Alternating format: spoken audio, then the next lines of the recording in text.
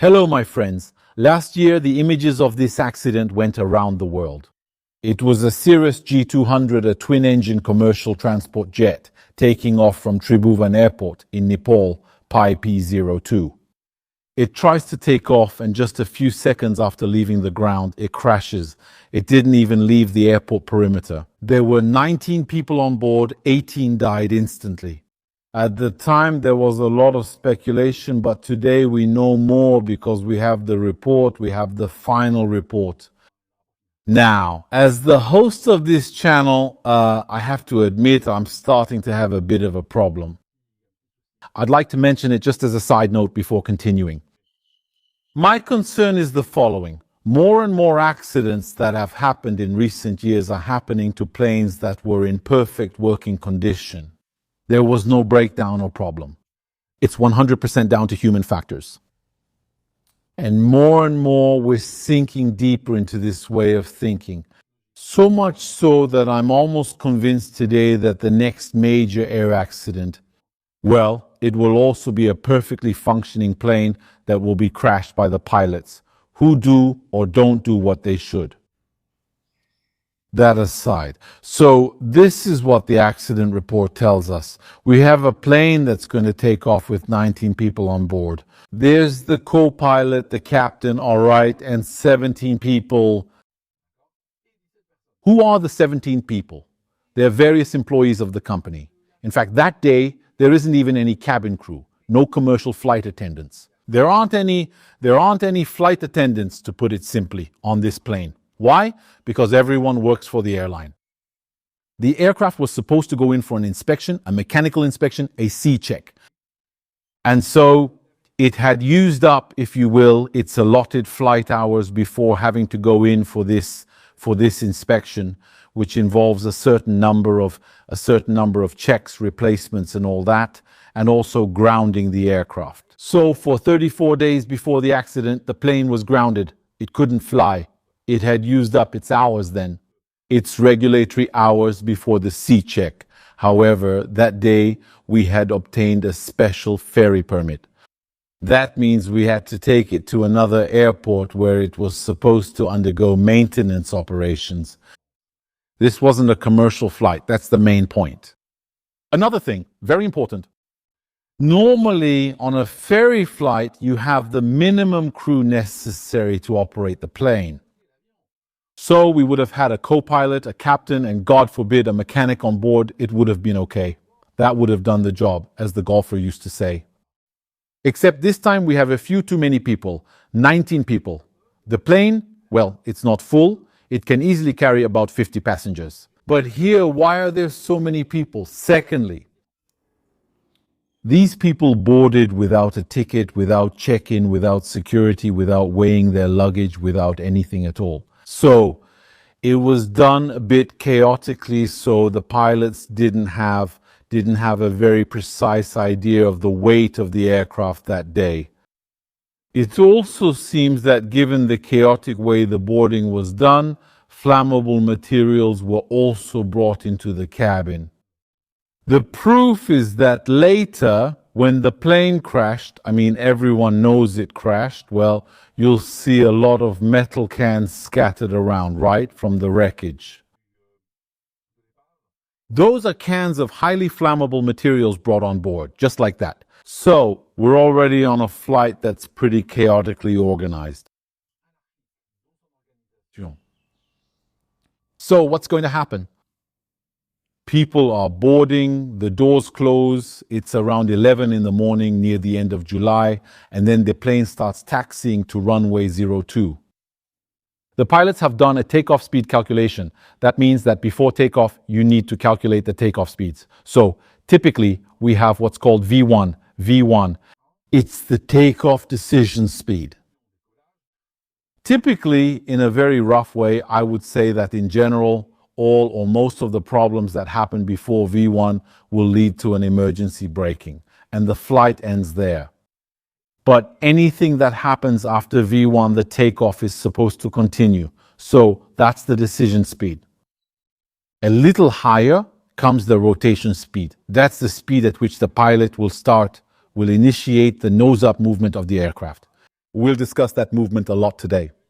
And the aircraft pitches up to leave the ground. Then it reaches the speed we call V2, which is the takeoff safety speed. I'll define it another time. So I was saying that these three speeds are normally defined. How are they defined in this company? Well, they have a kind of binder with cards, with tables. At the top of the card, you have the weight of the aircraft. So you start there. The mass of the aircraft, to be more precise. So we have the mass of the aircraft in kilos. After that, we look in here to define these speeds. But here's what happened. The pilots had basically judged that the aircraft was slightly above 18 tons. So they went with the 18.5-ton chart. How is the 18.5-ton chart calculated? What about the speeds? Well, they're calculated by interpolation between 18 tons and 19 tons. So it's more than 18 tons, it's less than 19 tons. We interpolate between the two. Here's the problem. The 18.5-ton sheet was an exact copy of the 17.5-ton sheet.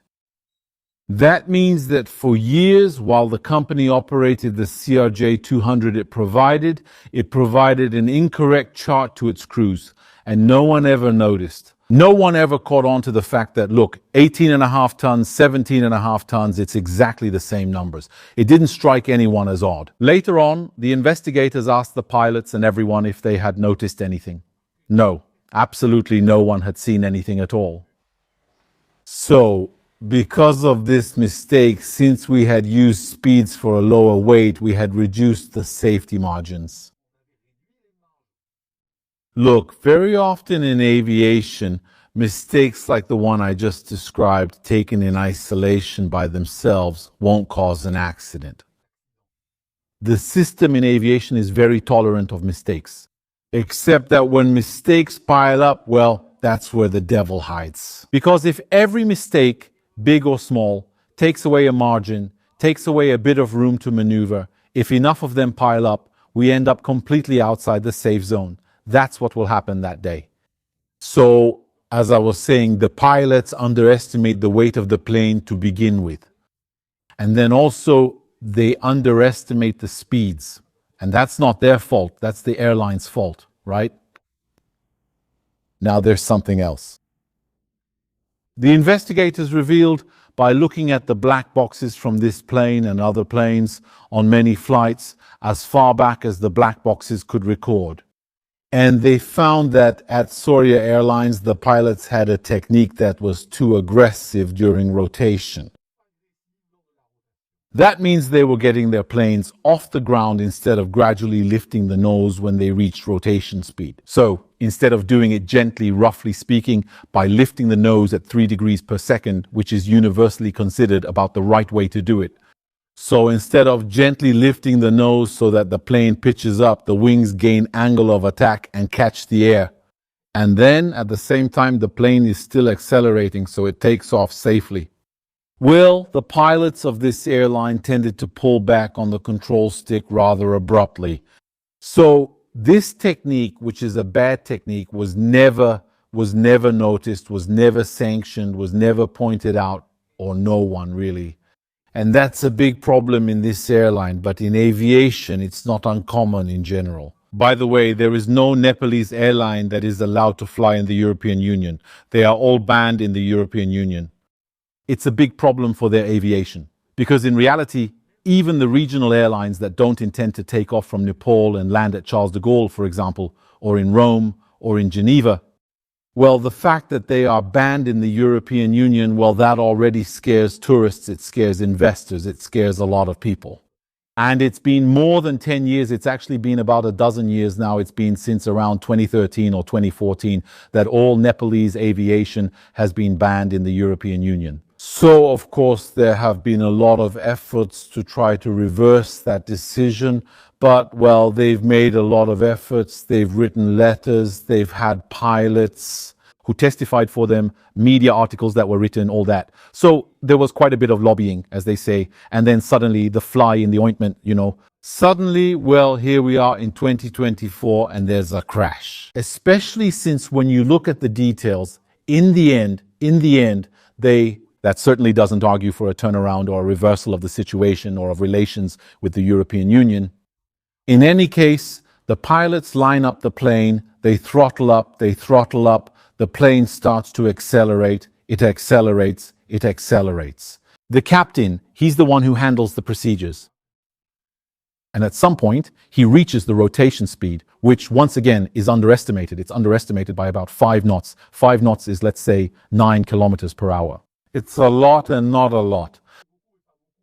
Let's just put it this way. If there's a slow maneuver done gently, with caution, like they've often done, it can work. Except that in this specific case, he will literally want to take off his plane like a fighter jet. That means at some point, to tell you, the elevator deflection will go from almost 0 to 10 degrees in 1 second. That literally means, in this case, we eat it, okay? The plane pitches up, and for a fraction of a second, for about a quarter of a second, a pitch rate was measured. So an angular pitch rate of about 8.6 degrees per second, so 9 degrees per second. That means we have a speed 3 times higher than average. With this, the pilots leave themselves no margin, because even if they had underestimated the speed, if they had made a smooth takeoff, it means they would have gently, gradually let the plane pitch up. What would the plane have done? Well, while it was pitching up, it would have gained even more speed. It would have had time, and then the wings would have caught in the air. But by doing that, by pulling up abruptly, he doesn't give himself the opportunity for that. There, the aircraft goes from level to pitching up sharply. And there, it's simple, it's binary. Either there's enough speed and the plane will hesitate a bit and then it will climb, or there's not enough speed. And then that's a stall. That's the scenario that's going to happen. So, the plane leaves the ground. I want to say that planes always leave the ground because of what's called the ground effect, which gives a kind of lift boost even when aerodynamically things aren't great.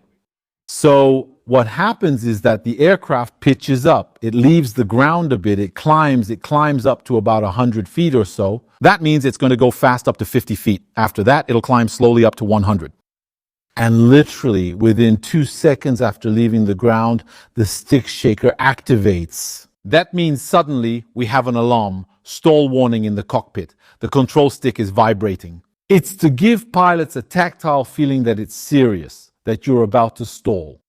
So there, what the pilots could have done, especially the captain, is to ease off a little. I say that in quotes because potentially, and that's what the report says too, potentially, even if it wasn't reproduced or detailed. But the report isn't very long, by the way, to be honest, but was it recoverable?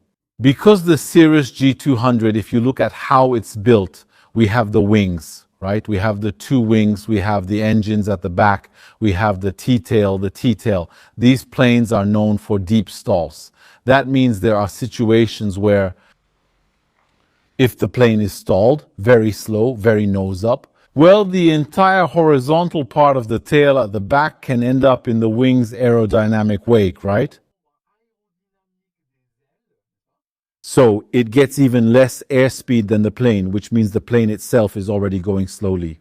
But imagine, because if you look at the airflow, how it flows, you could potentially just imagine if you're standing behind the wings.